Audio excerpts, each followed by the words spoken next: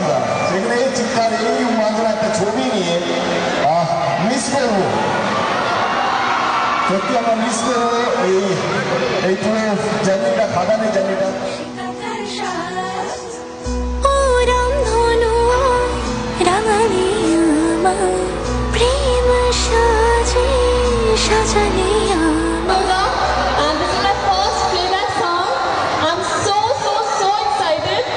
রাধারানী বিনোদিনী, আমরা যারা শিল্পী না তাদেরকে পয়সার থেকেও একটা কেউ ভালো গান দিই, একটা গানের জন্য আমরা অনেক পরিশ্রম করি।